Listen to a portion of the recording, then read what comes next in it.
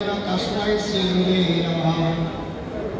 नमो विष्णुपादाय कृष्णकृष्णाय भूतले श्रीमते जयपताकाशामिनीति नामिने नमाचार्यपादाय निताय कृपाप्रदायिने गौरकथाधमोदय नमोग्रामतारिणे नमो भगवद्गीताय कृष्णप्रेमप्रदायते कृष्णाय कृष्णचैतन्यप्रे गौरतीशे नमः। हे कृष्ण करुणा सिंधु दीनबंधु जगत्पते गोपेश गोपिकाकांत राधाकांत नमस्ते तप्त कांचन गौरांगी राधे वृंदावनेश्वरी विश्वभानुष्मे देवी प्रणमामि हरि प्रिये। जय श्री कृष्ण चैतन्य प्रभु नित्यानंद श्री अद्वैत गदाधर शिवासादि गौर भक्तवृंद। हरे कृष्ण कृष्ण कृष्ण हरे हरे हरे राम राम राम हरे हरे। ओम नमो भगवते वासुदेवाय ओम नमो भगवते वासुदेवाय ओम नमो भगवते वासुदेवाय। नारायणं नमस्कृतं नरं चैव नरोत्तमं देवीं सरस्वतीं व्यासं ततो जयमुदीरये।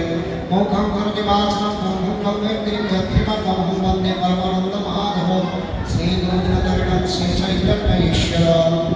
नष्टाभ्यासमदृशनित्यं भगवत्शिवाय भगवदमृतं सुरमे भक्तिर्भवति नष्टति।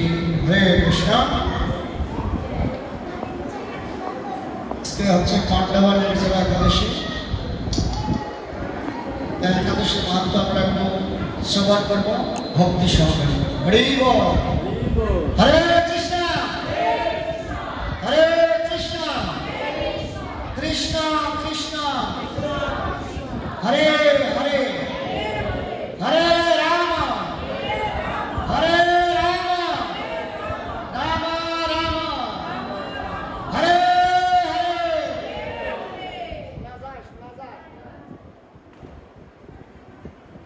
অনেকে মনে হয় নির্জলা আছে তাই না? এক কৃষ্ণ নাম যত পাপ হরে পাতকের শব্দ নাই তত পাপ। আমরা দিনে কত আবল তাবল পাচার হই তখন শক্তি হয় হয় কিনা? কৃষ্ণ নাম বলতে গেলে রুচি আসে না কেন? যেটা হচ্ছে জগাই মাথায় ছিল, তারা পাপের দ্বারা এত আড়ষ্ট ছিল তারা হরিবোল বলতে পারত পারত কি? এই জন্য আমাদের কি নাই হরিনাম করার রুচি নেই। খবরবের দ্বারা আমরা ঠিকই নিমজ্জিত। এই ভবরোগ নিরাময়ের জন্য আমাদের এই মহা ঔষধ সেবন করা উচিত। এই জন্য বলছে ভক্তিনাথ ঠাকুর গিয়েছিলেন জীব জাগো ঘোড়া চাঁদো বলে। একবার ঘুমিয়েছিলেন, সেই ঘুম থেকে সেই তত্ত্ব ভেঙে দিয়েছেন মহাপ্রভু এসে কি বলছেন? আমার কিনিয়া লহ ভজ গৌর হরি হরি। কে বলেছেন? মহাপ্রভু এসে ডাক দিয়েছেন। আমরা যে ঘুমিয়েছিলাম সেই ঘুমিয়ে পড়ার থেকে আমাদের কি করেছেন মহাপ্রভু শ্রীমন চৈতন্য মহাপ্রভু আমাদের ঘুম থেকে জাগরিত করেছেন। সেই জাগরিত অবস্থায় যদি আমরা কৃষ্ণ কনসাসনেস অনুশীলন না করি তাহলে নরোত্তম দাস ঠাকুর গিয়েছেন কি গিয়েছেন? হরি হরি বিফলে নম গোয়াই মনুষ্য জন্ম পায়া রাধা কৃষ্ণ না ভজিয়ার মনুষ্য জন্ম পায়া রাধা কৃষ্ণ না ভজিয়া জানিয়া শুনিয়া বিষ খায় জানিয়া শুনিয়া বিষ খায় গোলকের প্রেম ধন হরি নাম সংকীর্তন শিলমর্পিত হরে গোলকে গোপনে ছিল গৌরে বিদাইল হরে কৃষ্ণ মহামন্ত্র।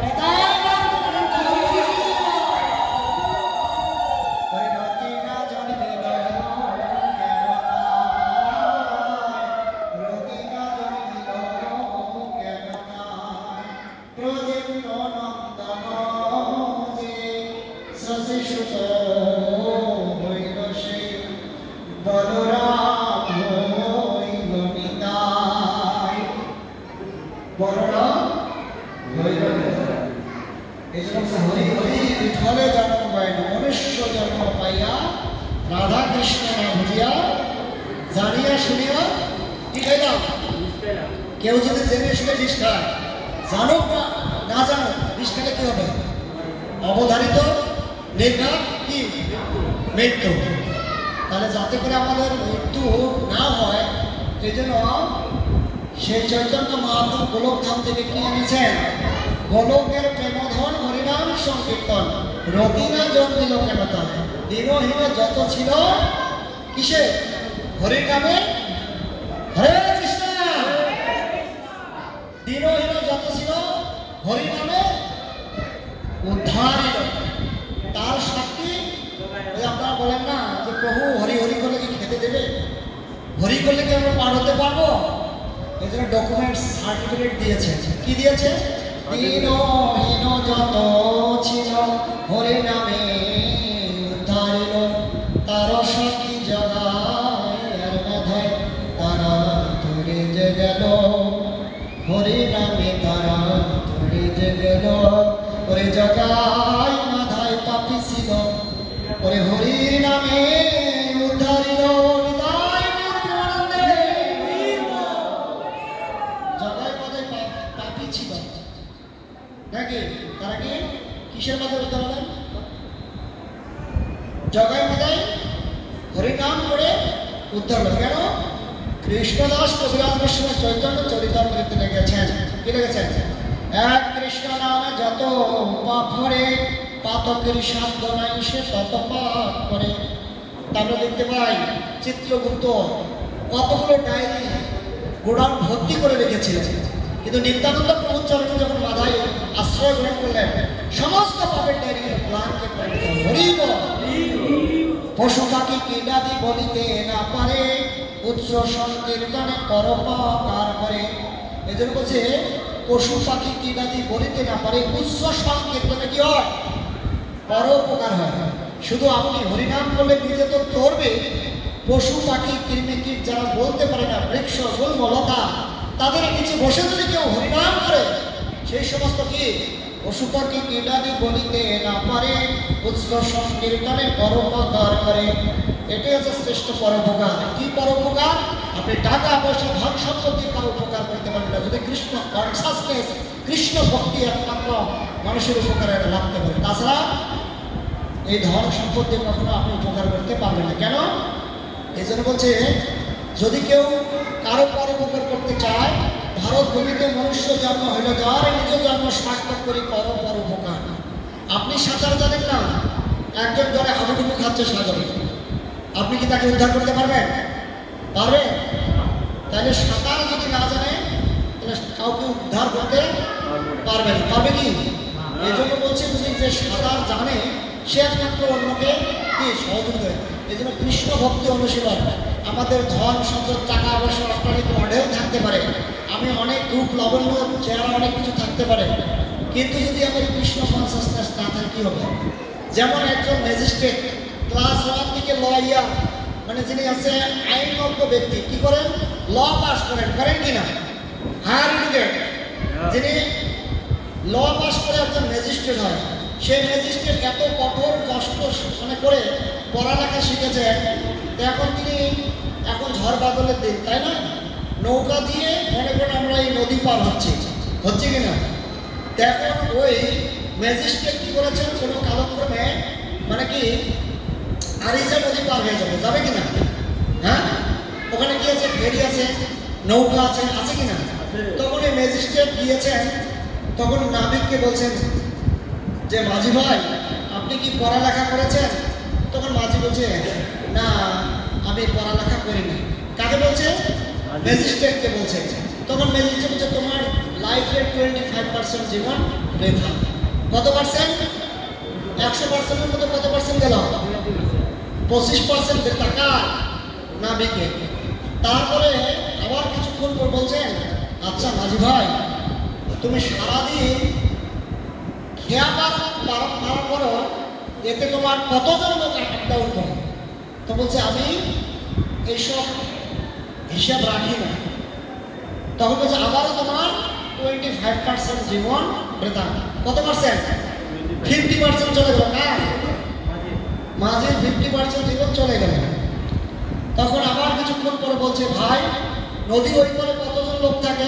কে বলছে? ম্যাজিস্ট্রেট নাবিককে বলছে।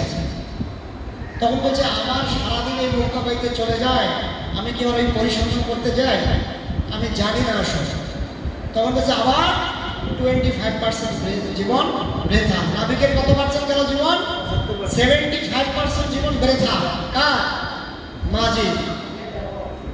আপনারা তো জানেন যখন নদীর মাঝখানে গিয়েছে ওই মাঝি ভাই বলছে আরে ও বাবু আপনি পড়ালেখা করেছেন, আমার তো 75% জীবন বৃথা হয়েছে, আর কত পার্সেন্ট বাকি আছে? 25% আছে, আমার 25% আরো বাকি আছে, আপনি কি সাঁতার জানেন? ম্যাজিস্ট্রেট বলছে না। তখন বলছে মাঝি বলছে আপনার 100% জীবন বৃথা। কত পার্সেন্ট জীবন বৃথা? 100%। কেন? সাঁতার জানে। কেন? কাল বৈশাখী ঝড় উঠছে, এখন তো নৌকা ডুবে যাবে, তাহলে কি হবে? ম্যাজিস্ট্রেটের কি অবস্থা? সে বাঁচবে? পড়ালেখা করছে, হায়ার এডুকেটেড, লয়ার, হ্যাঁ, ম্যাজিস্ট্রেট, সব কিছু জানে। কি জানে না? মাতাজির অনেক সুন্দর করে রন্ধন করেছে, এত সুন্দর ময় মশলা দিয়েছেন, আর মনে মনে ভাবছেন আজকে প্রসাদ পেয়ে খুব পরিতৃপ্তি লাভ করবে নাকি। আর তিনিও অনেক আনন্দ পাচ্ছেন। এখন বাড়ি যখন প্রভু যখন এসে খাইতে বসছেন, খাবার দিয়েছেন, পারস করে দিয়েছেন, মনের আনন্দে প্রসাদ পরিবেশন করছেন। তারপরে যখন বাবু কি করেছেন, সব কিছু মেখে যখন মুখে দিয়েছে, তখন বলছে এসব তুমি কি রান্না করেছো? তো বলছে কেন? আমি তো তেল ময় মশলা দিতে কোনো কমতি করি নাই, একটা জিনিস দিতে ভুল করেছে। দেয়নি। কি দেয়নি? হ্যাঁ, তেল মশলা সব কিছু দিয়েছে, কিন্তু কি দেয়নি? লবণ ছাড়া যেমন রান্নার সুস্বাদু হয় না, কৃষ্ণ কনসাসনেস ভক্তি ব্যতিরিকে আপনার এই মনুষ্য জীবন বৃথা।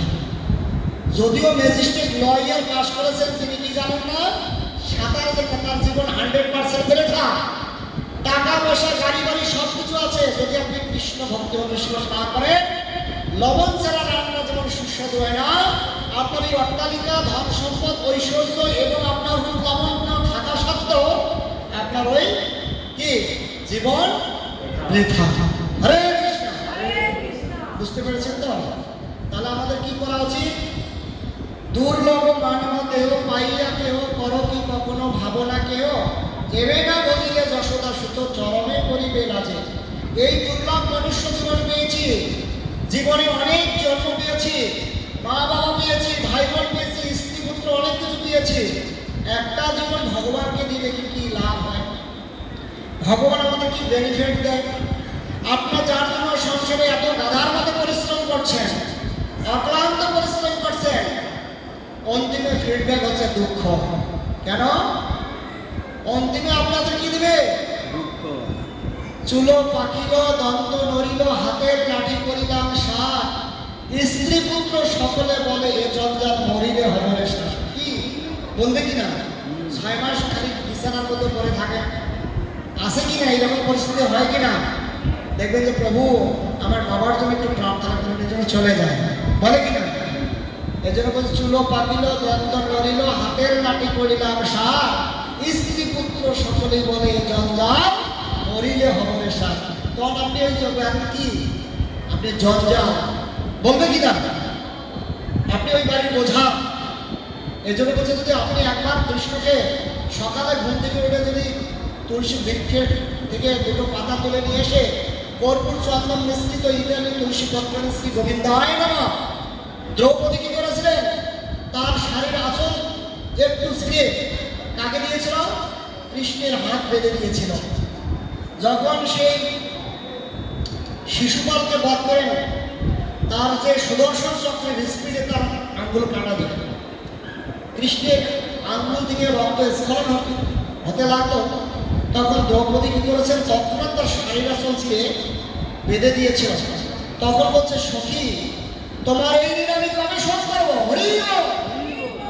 কৃষ্ণ তিনি স্মরণ রেখেছিলেন, এই জন্য বলছে প্রতি জানে ভক্তি নামে ভক্ত প্রণাশী, আমার ভক্তের কি নেই? বিনাশ নেই। দিব্যকণ্ঠে ঘোষণা করো, হে অর্জুন, দিব্যকণ্ঠে তুমি ঘোষণা করে দাও আমার ভক্তের বিনাশ নেই। আর এই জন্য ভগবান কি করছেন, একদিন দ্বারকায় মাতা রুক্মিণী তাকে প্রসাদ পরিবেশনের জন্য সমস্ত কিছু এনে দিয়েছিলেন। কৃষ্ণ সব কিছু নিয়ে যখন মুখে তুলে দিলেন, তৎক্ষণাৎ দ্রৌপদী বলছেন গোবিন্দ। কি বলছে? গোবিন্দ গোবিন্দ গোবিন্দ গোবিন্দ। আর কৃষ্ণ প্রসাদটুকু মুখে না দিয়ে দ্রৌপদীর বস্ত্র যে হরণ করেছেন দুঃশাসন, টনকে টন বস্ত্র দিলেন কে? ভগবান কৃষ্ণ। এহন পরিস্থিতিতে ভগবান গিয়ে দ্রৌপদী কি করলেন, টনকে টন বস্ত্র দিলেন। তার সঙ্গে ছিল পিতামহ ভীষ্মদেব, দ্রোণাচার্য এবং পঞ্চস্বামী ছিল। কেউ রক্ষা করেছিল? তারা সকলেই দাঁতরুদ্ধ অবস্থায় দাঁড়িয়েছিল।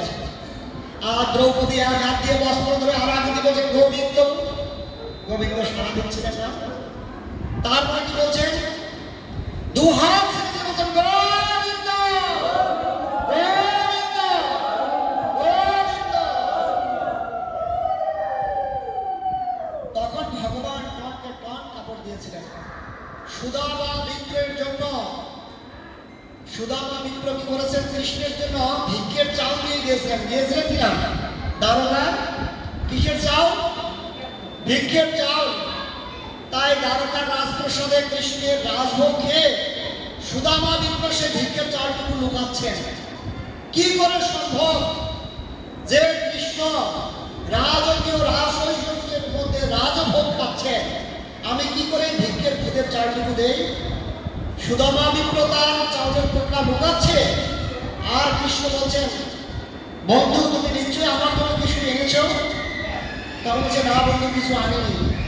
তখন কি করেছেন, সে পোটলাটা লুকাচ্ছে, আর কৃষ্ণ কি করেন, তাড়াতাড়ি করে পোটলাটা নিয়ে হাতের মধ্যে যখন খুলে হাতের মধ্যে সেই ভিক্ষের চাউল দিলেন, নিয়ে বলছে সুদামা, দ্বারকার কোনো ব্যক্তি আমার এই প্রিয় বস্তুটুকু দিতে পারেনি। হরে কৃষ্ণ। কেন? ভক্তের দেওয়া দ্রব্য ভগবান কেড়ে কেড়ে খায়, বিষয়ের দেওয়া দ্রব্য ভগবান ফিরিয়েও না চায় কি? দুর্যোধন কি করেছিলেন, রাজভোগ দিয়েছিলেন, বলছে না খাবো না। কিন্তু কি করলেন, হ্যাঁ, বিদুরের ঘরে গিয়ে সে বিদুরের স্ত্রী কি করেছিলেন, কলা খোসা ফুলের চকলা দিয়েছেন, খোসা দিয়েছেন, কৃষ্ণ সেটাই খাচ্ছেন। তখন বিদুর এসে বলছে তুমি কি করছো, ভগবানকে তুমি কলার খোসা দিয়েছ? এই জন্য ভগবান ভক্তের দেওয়া দ্রব্য প্রীতি সহকারে সেটা গ্রহণ করে। কেন? পত্রম পুষ্পম ফলম তয়ং জমে ভক্ত প্রযোজ্যতে। যে ভক্ত প্রীতি সহকারে আমাকে পত্র পুষ্প ফল জল অর্পণ করে, আমি সেটুকুই গ্রহণ করি। হরি জয়। বর্তমান নির্জলা একাদশী ব্রত কি? হরে কৃষ্ণ। জ্যৈষ্ঠ শুক্লপক্ষে এই নির্জলা একাদশী ব্রত সম্পর্কে বৈবর্ত পুরাণে শ্রী ভীমসেন ব্যাস সংবাদে বর্ণিত হয়েছে। মহারাজ যুধিষ্ঠির বললেন, হে জনার্দন, আমি অপরা একাদশী সমস্ত মাহাত্ম শ্রবণ করলাম। এখন জ্যৈষ্ঠ শুক্লপক্ষের একাদশীর নাম মাহাত্ম কীর্তন আমার কাছে বর্ণনা করো। শ্রীকৃষ্ণ বললেন, এই একাদশী কথা মহর্ষি ব্যাসদেব বর্ণনা করেছেন, কেননা তিনি সর্বশাস্ত্রের অর্থ তত্ত্ব পূর্ণরূপে জানেন। রাজা যুধিষ্ঠির ব্যাসদেবকে বললেন, হে মহর্ষি দক্ষায়ন ব্যাস, আমি মানুষের লৌকিক ধর্ম এবং জ্ঞানকাণ্ডর বিষয়ে অনেক শ্রবণ করেছি। আমি যথাযথভাবে ভক্তি বিষয়ী কিছু ধর্মকথা এখন আমায় বর্ণনা করুন। শ্রীলা ব্যাসদেব বললেন, হে মহারাজ, তুমি যেসব ধর্মকথা শুনেছ, এই কলিযুগে মানুষের পক্ষে সে সমস্ত পালন করা অত্যন্ত কঠিন, যা সুখে সামান্য খরচে অল্প কষ্টে সম্পাদন করা যায় না, অথচ মহাফল প্রদান করে এবং সমস্ত শাস্ত্রের সারস্বরূপ। সেই ধর্ম কলিযুগের মানুষের পক্ষে করা শ্রেয়। সেই ধর্ম কথাই এখন আপনার কাছে বলছি। উভয় পক্ষের একাদশী দিনে ভোজন না করে উপবাস ব্রত করবে। দ্বাদশী দিনে স্নান করে শুদ্ধ হয়ে নিত্যকৃত সমর্পণের পর শ্রীকৃষ্ণে অর্জন করবে। এরপর ব্রাহ্মণদেরকে প্রসাদ ভোজন করাবে। অশৌচাদিতেও এই ব্রত কখনো ত্যাগ করবে না। অনেকে আছে মৃত শৌচ, জননা শৌচ, এগুলো করা যাবে না, কিন্তু এখানে শাস্ত্র বলা আছে এই সমস্ত মানে কি বিভিন্ন পিতৃ তর্পণ করা সত্ত্বেও আমাদের এগুলো পালন করা উচিত। যে সকল ব্যক্তি স্বর্গে যেতে চায় তাদের সারা জীবনে এই ব্রত পালন করা উচিত। পাপ কর্মরত এই ধর্মহীন ব্যক্তিরা যদি একাদশীর দিনে ভোজন না করে তবে তারা জনযাত্রা থেকে রক্ষা পায়। হরিব। ব্যাসদেব এসব কথা শুনে গদাধর ভীমসেন অশ্বত পাতার মতো কাঁপতে কাঁপতে বলতে লাগলেন, হে মহাবুদ্ধি পিতামহ, মাতা কুন্তি, দ্রৌপদী, ভ্রাতা যুধিষ্ঠির, অর্জুন, নকুল ও সহদেবরা সকলেই একাদশীর দিনে ভোজন করে না। আমাকে অন্ন গ্রহণ করতে হয়, নিষেধ করে, কিন্তু দুঃসহ ক্ষুধা যন্ত্রণার জন্য আমি উপবাস করতে পারি না। ভীমসেন এরকম কথা ব্যাসদেব বলতে লাগলেন, যদি স্বর্গাদি নিত্যধাম লাভের তোমার একান্ত ইচ্ছা থাকে তবে উভয় পক্ষের একাদশী ভোজন করবে না। তদুত্তরে ভীমসেন বলেন, আমার নিবেদন এই যে উপবাস তো দূরের কথা, একদিন একবার ভোজন না করে থাকা আমার পক্ষে অসম্ভব, কারণ আমার উপরে বৃত নামে অগ্নি রয়েছে। ভোজন না করলে কিছুতে যে শান্ত হয় না, তাই প্রতিটি একাদশী পালনে আমি একেবারে অপরাধ। হে মহর্ষি, বছরের একটি মাত্র একাদশী পালন করে যাতে আমি দিব্য ধাম লাভ করতে পারি, এরকম কোনো একাদশীর কথা নিশ্চিত করে বলুন। তখন ব্যাসদেব বলেন, জ্যৈষ্ঠ মাসের শুক্লপক্ষের একাদশী তিথিতে জল পান পর্যন্ত না করে সম্পূর্ণ উপবাস থাকবে, তবে আচরণে দোষ হবে না। ওই দিন অন্নটি গ্রহণ করলে ব্রত ভঙ্গ হয়। একাদশীর দিন সূর্যোদয় থেকে দ্বাদশী পর্যন্ত সূর্য অস্ত পর্যন্ত জলপান বর্জন করে অনায়াসে 12টি একাদশীর ফল লাভ হয়। বছরের অন্যান্য একাদশী পালনে অজান্তে যদি কখনো ব্রত ভগ্ন হয়ে যায় তাহলে এই একটি মাত্র একাদশী পালনে সেই সব দোষ দূর হয়। দ্বাদশী দিনে ব্রহ্ম মুহূর্তে স্নানাদি কার্য সমাপ্ত করে শ্রীহরির পূজা করবে। সদাচারী ব্রাহ্মণদের বস্ত্রাদি দান সহ ভোজন করি আত্মীয় স্বজন সঙ্গে নিজে ভোজন করবে।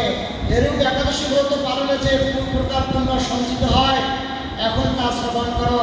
সারা বছর সমস্ত একাদশীর ফলেই এই একটি মাত্র একাদশী ব্রত উপবাস করে লাভ করা যায়।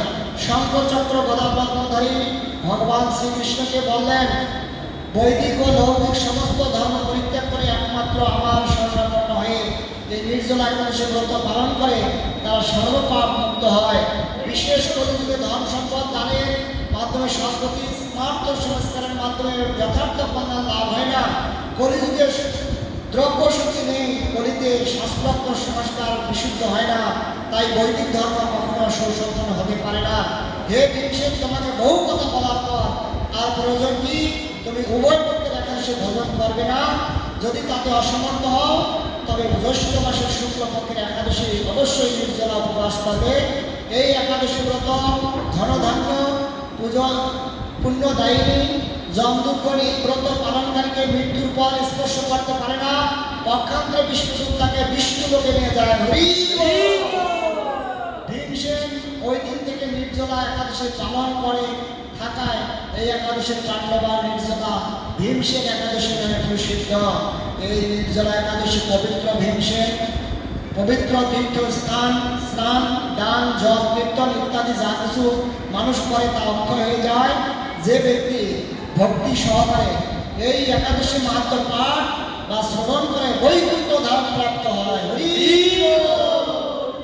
অত্যন্ত গুরুত্বপূর্ণ এই একাদশী ব্রত পালন করা এবং পরের দিন দ্বাদশীতে ব্রহ্মমুহূর্তে স্নান ভগবানের অর্চন করার পর ব্রাহ্মণকে বস্ত্রদান ভোজন করিয়ে তাদের পূর্ণ ফল লাভ করা যায়। হরি সকলকে অসংখ্য ধন্যবাদ।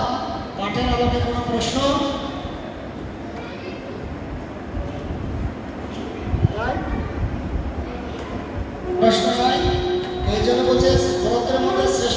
হচ্ছে একাদশী ব্রত।